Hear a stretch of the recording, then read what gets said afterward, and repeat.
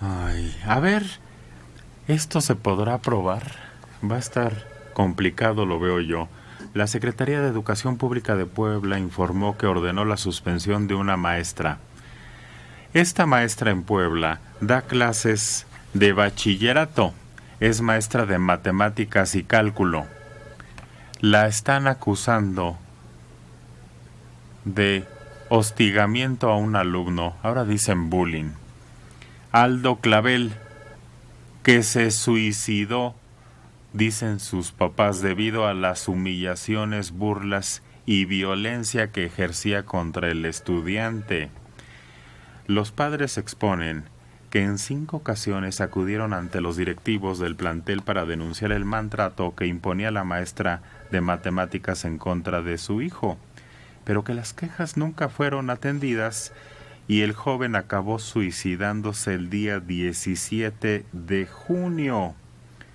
De acuerdo a la madre de Aldo, el joven tenía un excelente promedio y era muy dedicado en sus clases, pero la maestra lo empezó a hostigar y a hacer burla de él en el salón de clases, al grado que muchos de sus compañeros, haciendo eco de eso, le dejaron de hablar. Esto duró varios meses en los cuales el estudiante empezó a tener insomnio, dolor de cabeza, ansiedad y falta de apetito. Y aunque sus padres fueron ante el director del plantel para pedir que corrigieran a la maestra, siempre les dijeron que lo que ocurría era culpa de Aldo. Ahora los padres han denunciado que el suicidio del joven está relacionado con los problemas que vivió a causa del maltrato que propició su maestra. ¿Se podrá comprobar esa relación? Solo que todos los alumnos coincidan en una misma declaración. Y aún así, ¿cómo sería vinculante? Pues si los papás lo detectaron, lo debieron haber tratado. Pero es que la ley es la ley no se va a preocupar si él era débil de carácter, era sensible, si tenía otros problemas familiares, otros traumas de tiempo atrás. Eso va a ir aparte, necesitarían un psicólogo, ¿no, Dora? Sí, un estudio familiar que pudiera permitir un diagnóstico de cómo era la dinámica. Sí hay corresponsabilidad de los padres. Sin embargo, hicieron lo propio, hablaron con la directora o con las autoridades, aunque aquí se hubiera tenido que solicitar una entrevista con la maestra, directo, frente a ella. Pero bueno, las autoridades encubren a su personal o defienden y actúan en consecuencia, según se mire.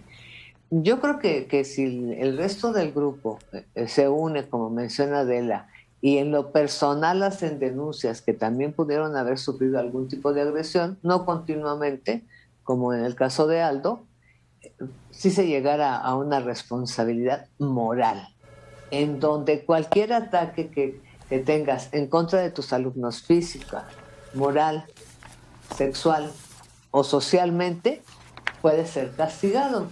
Un atentado que le jales la oreja, que le pegues, que le causes una lesión. Pero aquí en la afectación psicológica logró permear parte de la fragilidad del joven. Pero también habría que ver de qué manera lo trataba la profesora. Si era muy ofensiva, si destruyó cualquier mecanismo de defensa del yo, ¿no? de autoestima, lo que hablábamos anteriormente. Puede ser muy resistente, puedes tener mucha seguridad, pero vas a caer en los extremos. O te vuelves un cínico fantoche, que te burlas de la maestra en su cara, o te vas metiendo en ti mismo, porque les compras todo el discurso y dices, sí, no soy nadie. Vuelva a mi frase, pero es la sensación que muchos pacientes reportan. Soy invisible, no soy nadie, no existo. Pero aquí, si él tenía buenas calificaciones, imagínate qué golpe tan tremendo, exclusivamente en esta clase. Yo recomiendo para los jóvenes, ahorita que dijiste las ventajas de ser invisible. Es un librazo. Y hay una película.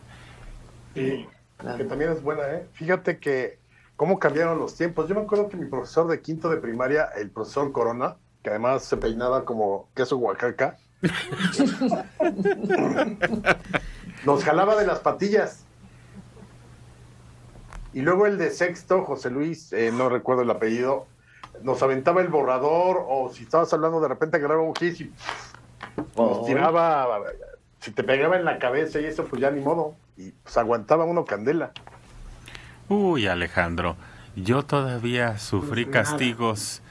El que te pegaran con la regla. Ese que ponías nada. Los deditos así, juntitos. Eso no es nada comparado con lo que nos hacían a nosotros. ¿A ti qué te hacía, Mario?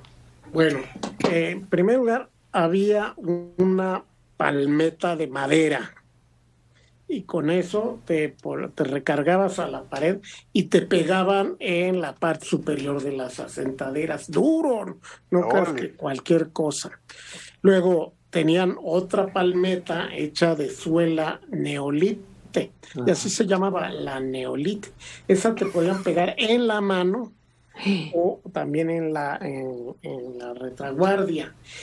Salía el padre Hildebrando, que era el prefecto de primaria. Cuando acababa el recreo salía a arrear a todos para que se fueran a formar, y salía, pero los arreaba así como ganado, ¿no?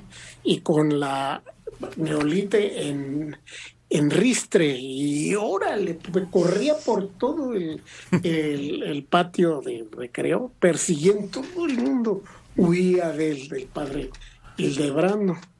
También nos pegaban con la cabeza uno con otro. Eso dolía espantosamente. Yo una vez alegué que tenía una fractura y no me creyeron, pero optaron por no volvérmelo a hacer. Eran unos salvajes. Qué bárbaro, de veras.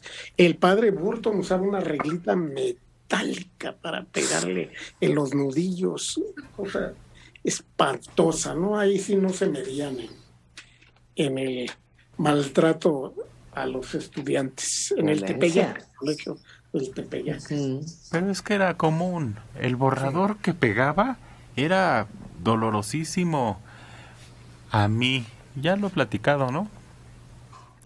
Me lavaron la boca con jabón. Oh, bueno. Me metieron con un jabón, me lavaron la boca, por decir. Y ni dije algo grueso, porque ya me sabía gruesas, pero no dije algo grueso. Pero sí, los castigos esos isométricos que te ponían a cargar los libros y te quedabas parado. Horrible. A la luz del sol. Sí. En el patio. Y cuidado y bajaras los brazos. De rodillas o parado, no. Pero yo me acuerdo que mi mamá, cuando mi hermano era ligeramente travieso, y cuando mi mamá lo iba a dejar el primer día, le decía a los maestros, él estaba en una escuela de puros varones, le decía al maestro, aquí se lo dejo, si le tiene que pegar, péguele. Y claro que les pegaba.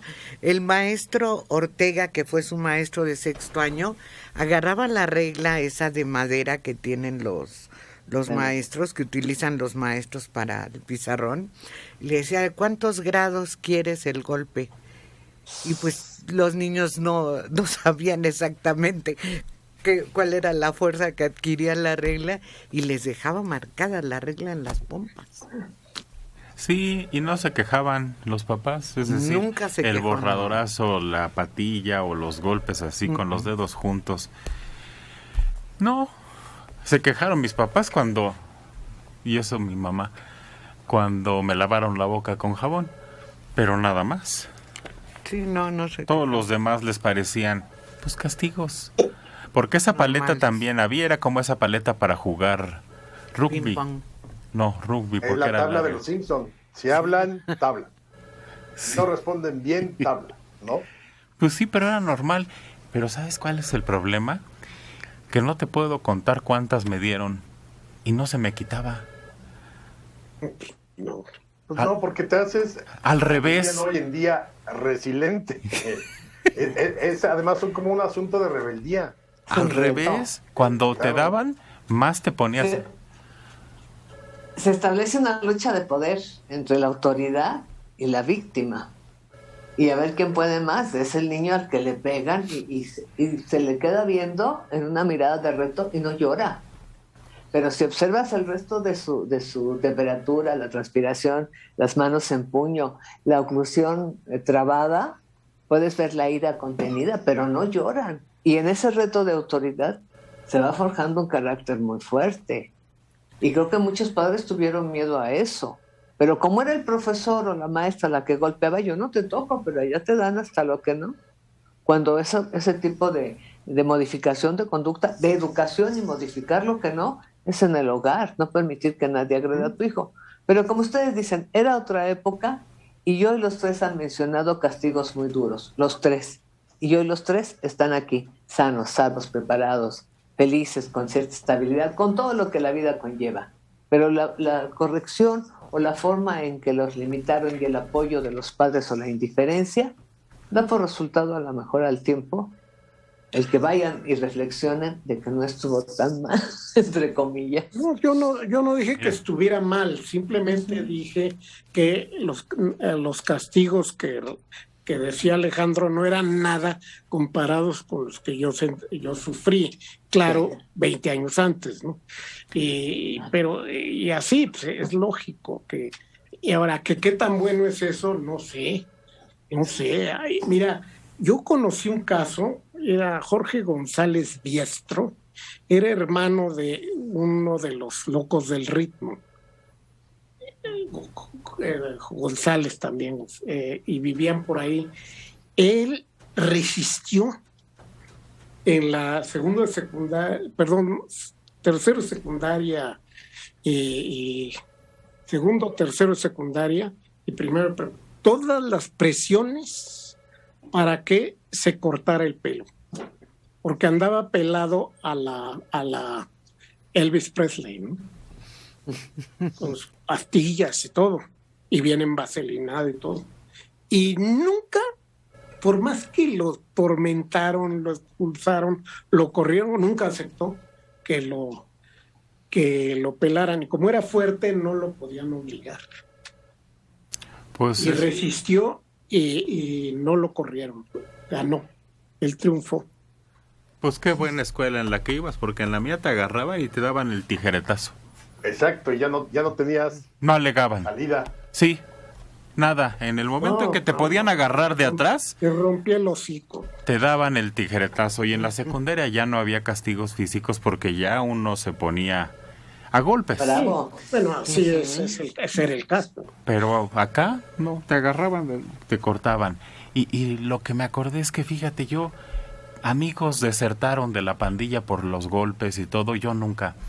Pero una desdichada maestra llegó y me corrigió. Y la condenada no fue a golpes, sino fue haciéndome su cómplice. Bueno, sí. Me sentaba hasta adelante la condenada y me hacía que le ayudara en todo, que le ayudara.